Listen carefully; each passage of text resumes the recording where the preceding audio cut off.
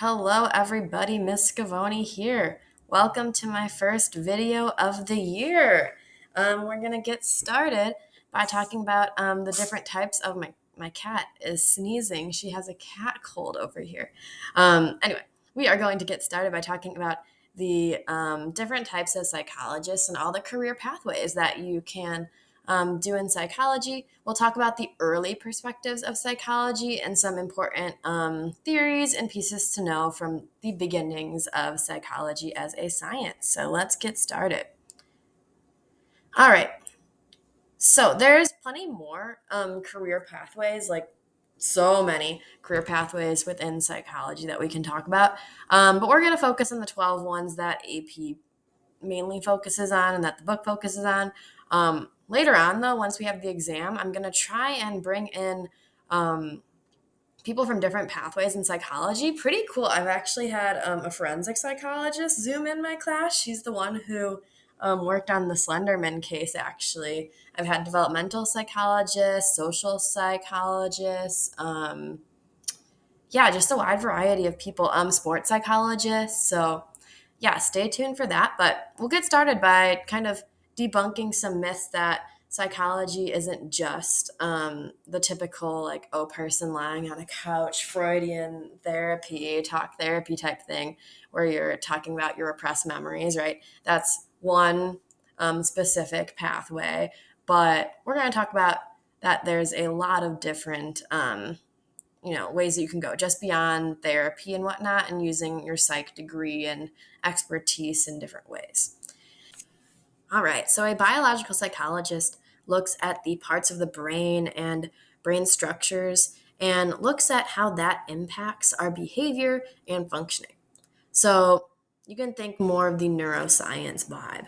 So something like, these are the people who are looking at brain scans and imaging, looking at fMRIs and all that good stuff, and trying to understand, like, okay, how does an injury or lesion in this part of the brain impact how we're going to be behaving and how that's going to change our life if you have a damaged hippocampus or you have a damaged amygdala. Maybe they're going to look at, like, what's the biological root of something like Alzheimer's? Like, what's going on in the brain that's getting damaged or something that's causing that? Or same thing with, like, Parkinson's, right? All right, so let's move on to the clinical domain. So this is one that I think a lot of you might be more familiar with. Clinical psychologists are focusing on the diagnosis and treatment of psychological disorders. So kind of three terms that get muddled together that I'm going to bring up would be, or even four actually. So we're going to talk about psychiatrists, we're going to talk about clinical psychologists, we're going to talk about counseling psychologists, and then we're going to talk about therapists or clinical mental health counselors. Um, Clinical psychologists, you need your PhD, and you probably have specialized training in the diagnosis and treatment of mental illness. You're more likely to work in a clinical setting with people who might have more severe mental illnesses than someone like a counseling psychologist or someone like a therapist would. Um, so more likely to be in those clinical settings like hospitals, treatment centers, etc. So now let's look at counseling psychologists. So counseling psychologists, again, you still need your PhD to be a counseling psychologist, but just the setting and kind of work you're doing is a little different. So rather than being in that clinical setting, you're more likely to be in the more of like a private practice, like a therapy practice, outpatient, maybe a little bit less of severe in terms of the mental illness that you're treating. And also, you might specialize in something. So you might have, if someone needs like a very specific form of treatment, you might have gone to your PhD program and like specialized in that treatment. So yeah, maybe a little more specialized in what you're working with.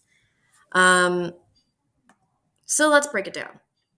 So important term to know is a psychiatrist, and don't get this mixed up with psychologist. So psychiatrist differentiates itself from all these other ones of clinical psychologist, counseling psychologist, therapist, mental health counselor, and that these are medical doctors. So obviously when you get your PhD in something, you become a doctor of whatever, a doctor in philosophy, a doctor of history, whatever. Psychiatrists actually go to medical school and get their MD. So they're actually medical doctors. And while all these other ones can provide therapy as a form of treatment, psychiatrists are the only one who can provide biomedical therapies or medications. So providing something like Lexapro, right? So the only ones that can actually prescribe that because they're medical doctors. Clinical psychologists, like I said, in terms of like differentiating these three, we're going to look at level of education needed and looking at like level of severity of illness you're dealing with. Like I said, clinical psychologists, you're probably working in those clinical settings and maybe seeing more severe mental health issues. Counseling psychologists, like I said, you might have be more specialized. You still also have to have that doctoral degree like a clinical psychologist. And then we have mental health counselors and therapists. And this is probably what we're most familiar with if you're seeing like going to like outpatient typical therapy. So you typically just need a master's degree in something like, mental health counseling, psychology, social work, etc. And you'll get licensed, and then you can provide talk therapy. Typically, it's less severe cases than the upper two might see. But you're working on trying to provide healthy coping strategies, working with patients to achieve their goals, trying to help them stop behaviors that might not be helping their daily life and functioning, etc. So again, just kind of seeing like the type of education needed differs here, and the level of like severity of illness that you're dealing with differs here as well. All right, so moving on, cognitive. Um, Really like top 10 words to understand what this means in this class. Cognitive has to do with thinking. So just ingrained in your mind, cognitive equals thinking. So you're researching thought process, you're researching language, problem solving. Memory is the big cognitive process we talk about. Decision making, forgetting, intelligence. So you're probably in a lab, you're probably doing research on thinking, probably doing research on memory and forgetting. That's a big topic, right? So you're in the lab trying to understand better cognitive processes and how we think, and also how the way that we think, and if we have good or bad cognitive processes, how that impacts our behavior. So just ingrain in your mind, cognitive equals thinking, and thinking has to do with memory, intelligence, decision making, all that stuff, right? That requires thought. Okay, developmental psychology. So this has to do with looking at changes over the lifespan. So looking at kind of how we mature and age, and how, again, this looks not only at biological, so how our brain changes, but also cognitive, how the way that we think changes, and just socialization, how that changes. So looking at kind of all of three of those things and how that changes throughout the lifespan. And it's something that can be applied to schools and educational settings, right? Because as we change so much throughout our educational journey from pre-K to college, so understanding like how, maybe schools can cater to how we change in our thinking and whatnot throughout time. And we have a whole unit dedicated to that. So we're going to talk about how we change in our socialization, how our brain changes, and how we think changes. Educational psychology. So this is not necessarily like you being a school psychologist. That's a little different. Educational psychology is like you're in a lab at like Marquette or UW-Madison, and you're trying to do research into like how to improve the like teaching and learning and curriculum and education process. So you might be researching like how can we make standardized tests better? How can we make the learning process better? You hear about things like Common Core and like all the state standards and blah blah blah, right? So those are people behind those things trying to understand like how can we make the learning process better and more effective, and using psychology to like improve teaching. So they're not actually like working in the schools, they're kind of behind the scenes doing research, surveying, all that stuff. So school psychologist, the main thing. So I said developmental education. We talked about the difference. A school psychologist is the only one of these three who is actually like working with kids on a daily basis on school. This is like Miss Decker, if you know her. She's our school psychologist. So these are the people who are actually like helping kids who might be going through a tough time, and like someone who might be suffering from a mental illness. School psychologists are also the ones who are helping kids, especially at the elementary and younger level, helping kids get diagnosed, like saying, maybe a teacher points out, oh, this kid's really struggling, let's test them for dyslexia or dysgraphia or something like that, right? So they're the ones who are running those tests to diagnose you with those things and provide supports as well.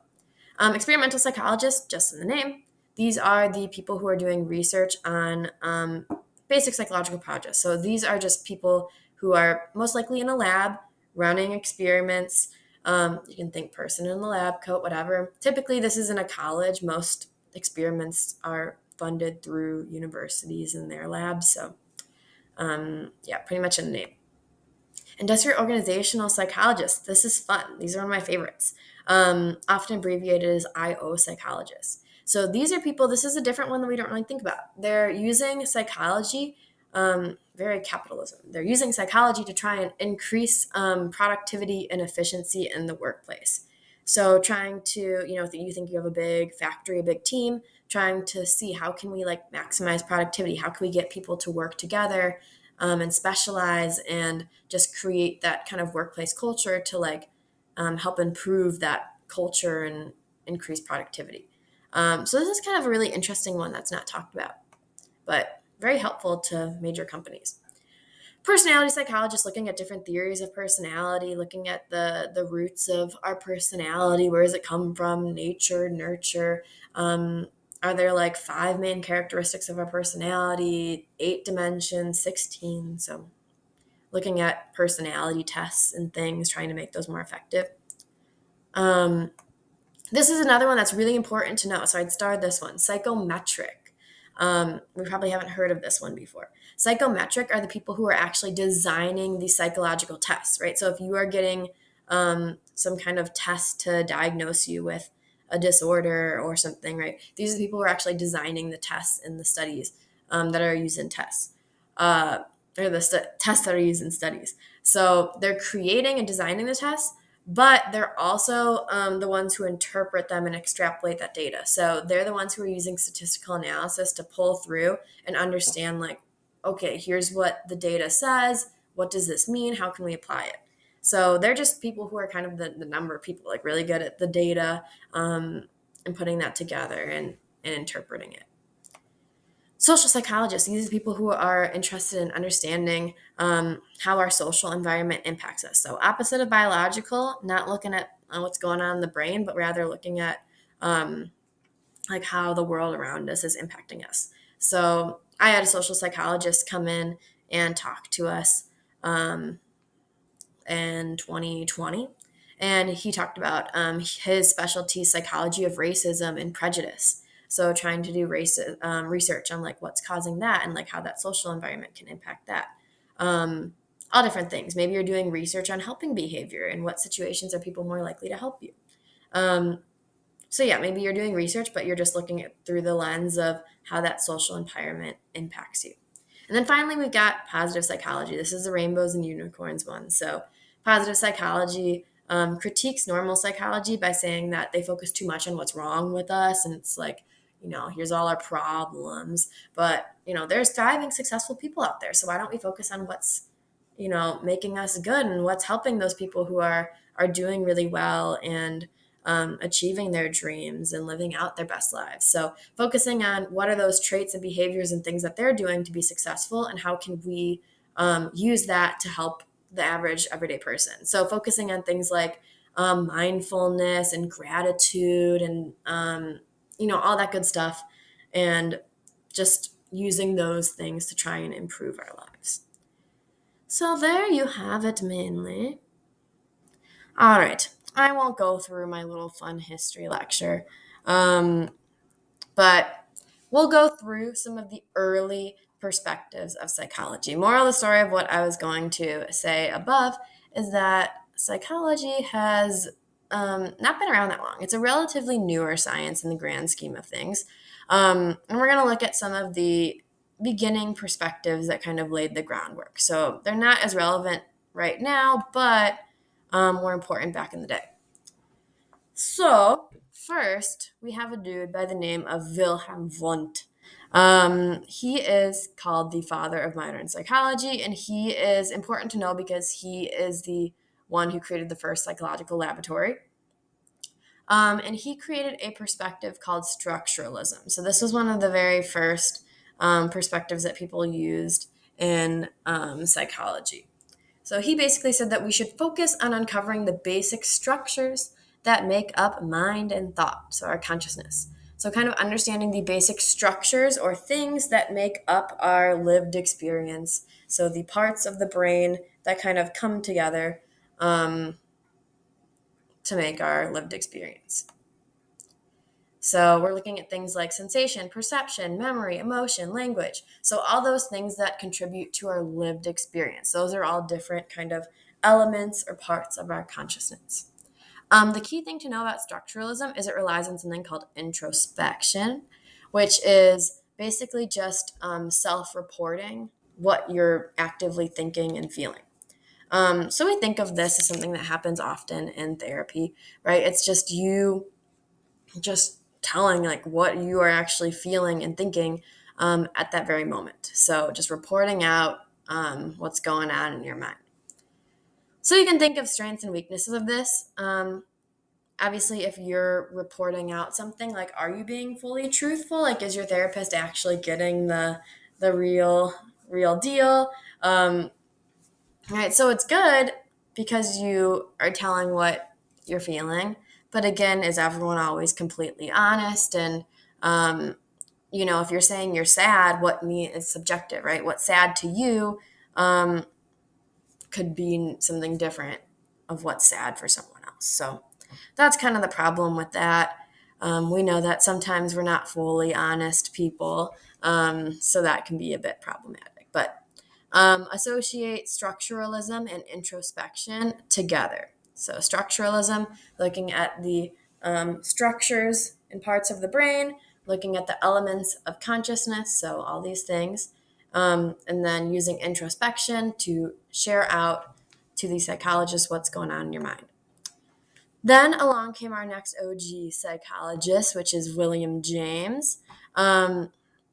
And he focuses on functionalism. So whereas structuralism focuses on just what are the different parts that make up the brain, functionalism focuses on their function. So what is the purpose? What do they do for us? So let's break this down here again in the difference. So structuralism is just kind of identifying what are the different parts of consciousness? What are the different parts of our brain? Just let's see what they are. We don't really care so much about like what their function is or what they do. It's more just kind of like what's out there. Functionalism is the why. So what's the purpose? What's it actually doing? What does this part of the brain do in the grand scheme of things? So like actually, how does it help us function? So you can think of functionalism almost like a little more advanced. Then we've got something called Gestalt psychology, which is something we'll talk about in Unit 3 more. But Gestalt is this idea that we should be interested rather, instead of focusing on all these like little bits and pieces that make up our lived experience and what's going on in our lives, so all the different parts that make up the whole, they said, screw that. We don't need to focus on all these little bits and pieces in our brain. Let's just focus on like what we're actually experiencing. So they said that they're interested in perceptual wholes. So the idea that the whole is greater than the sum of its parts. So functionalism, structuralism focus on the parts. Gestalt, big picture, focuses on the whole. So kind of the opposite of those two. So I like this quote, Max Wertheimer, all these nice Germanish names. So he said, I stand at a window and I see a house tree sky. Theoretically, I might say that there were 327 brightnesses and nuances of color. Do I have 327? No, I have sky, house, and trees, right? So like we're in our daily life, we're not focusing on all the little tiny things that combine together to make what we're actually like seeing and experiencing in life. We're just seeing it at face value for what we see. So they're kind of like, we don't need to do this whole structuralism, functionalism thing. Like, let's just focus on like what we're actually seeing in the moment. So I think of the difference between structuralism, functionalism, Gestalt as the example from Ferris Bueller's Day Off. So I'll show us this video right now, if it loads.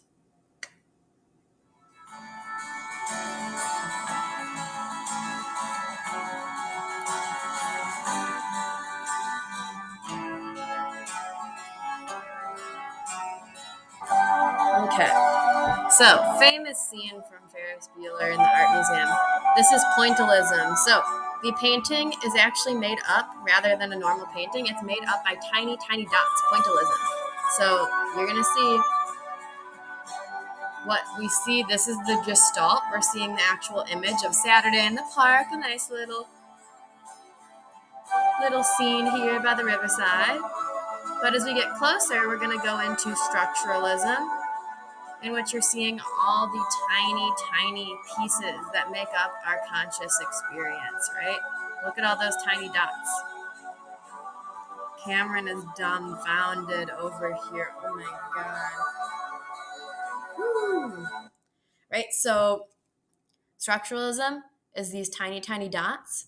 Gestalt is the big picture that you're seeing, right? So they're saying we don't need to focus on these tiny dots because that's not what you're actually seeing. You're seeing the big picture. So my analogy that I use is with a puzzle piece. So, there we go. So here's the analogy. So structuralism is if you had a puzzle piece, you can think about what's helpful in putting it together. Structuralism would be you describing how each individual piece looks. So like, oh, this is a blue piece. This has like some stripes on it, right? So you're kind of just describing how the puzzle piece looks, the structure of it. Functionalism is saying the function of the piece. Like, oh, look, this is a corner, this is an edge, this is a middle, this is a bottom, right? This fits into the sun. So structuralism, again, just kind of face value of like, what is the structure? Look, it's blue, it's this. Functionalism is focusing on actually how does it fit in, what function or purpose does it serve in putting together the puzzle. And then Gestalt, that is what you see once you put together the whole puzzle. So that's kind of how I think of it. All right. And then we're going to finish off our beginnings of psychological science with our last two.